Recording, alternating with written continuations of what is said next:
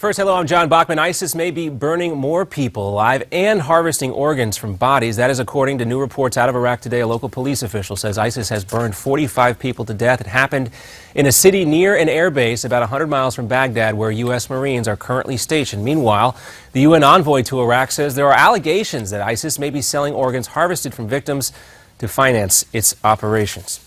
A key Ukrainian city is now in the hands of Russian-backed rebels. Ukraine's army has now pulled out of the city of Debaltseve, and the soldiers who came back during the retreat today said they have come under attack. Many have been rushed to hospitals. The city is home to a key rail hub.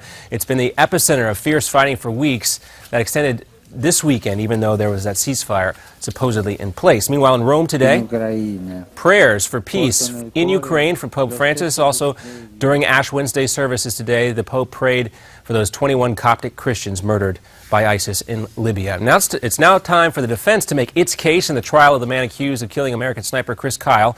Lawyers for Eddie Ray Routh have introduced 5 guns into evidence. They say they were near the second victim, Chad Littlefield, the day he and Kyle were killed at a shooting range. He's pleaded not guilty by reason of insanity. And more snow is in the forecast for the Northeast for tomorrow, but across the South today, the problem is ice.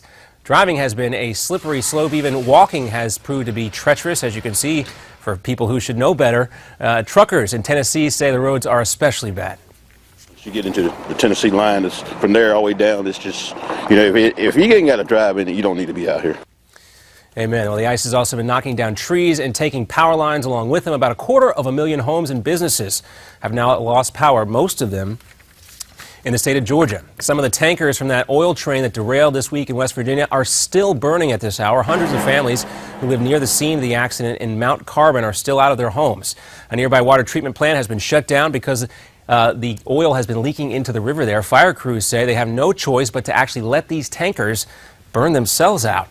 President Obama's executive orders on immigration are now officially on hold. Federal officials were supposed to start taking applications today from some illegal immigrants hoping to avoid deportation, but a Texas judge has now stopped that order. The president, though, is confident the Justice Department will win in appeal because he claims his orders are better for the nation.